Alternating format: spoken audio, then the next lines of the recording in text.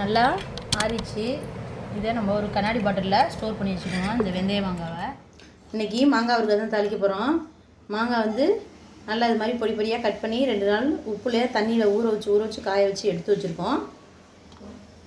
நல்லா காஞ்சிருச்சு. இப்போ தாளிச்சுக்குவோம். இப்போ கடாயை வச்சுக்கணும்.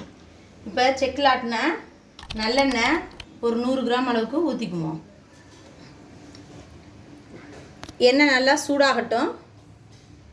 இப்போ கடாயில் நம்ம கடுகும் வெந்தயமும் வறுத்து எடுத்துக்குவோம். அதை நல்லா பொடியாக நுணுக்கிக்குவோம்.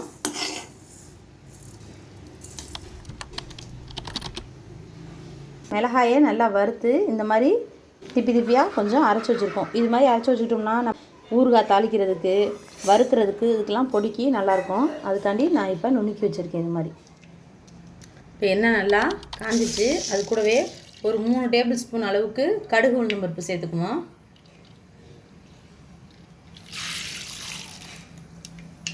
நல்லா பொரிஞ்சு வரட்டும்.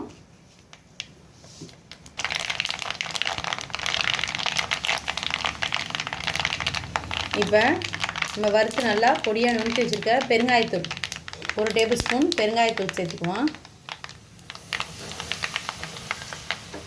அது கூடவே நுணுக்கி வச்சுருக்க மிளகாய்த்தூள் 1 டேபிள் ஸ்பூன் மிளகாய்த்தூள் அந்த எண்ணெயிலே போட்டு நல்லா கிளறி விட்டுக்குவோம்.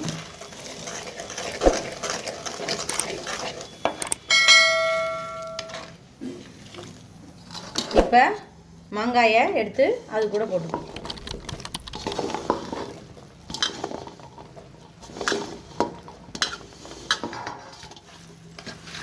நல்லா ஒரு பரட்டி விட்டுக்குவோம்.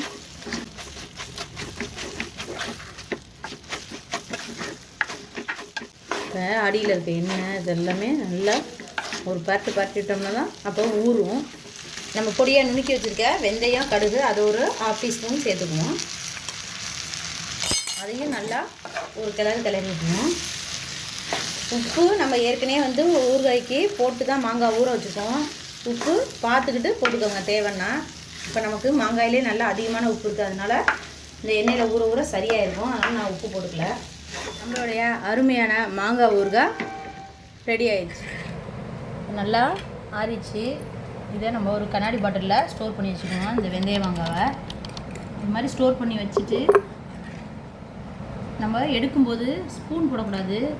இப்போ இந்த மர ஸ்டிக் இருக்குது பார்த்திங்களா, ஸ்பூனு இந்த மாதிரி ஸ்டிக்கில் இருக்க குச்சியை போட்டோம்னு சொன்னோம்னா துரு பிடிக்காமல் இருக்கும். ஸ்பூனு ஊறுகாயும் கெட்டு போகாது. 4 படம் இருக்கும். 1 வருஷம் ஆனாலும் கெட்டு போகாது. ஊறுகாய் அப்படியே இருக்கும்.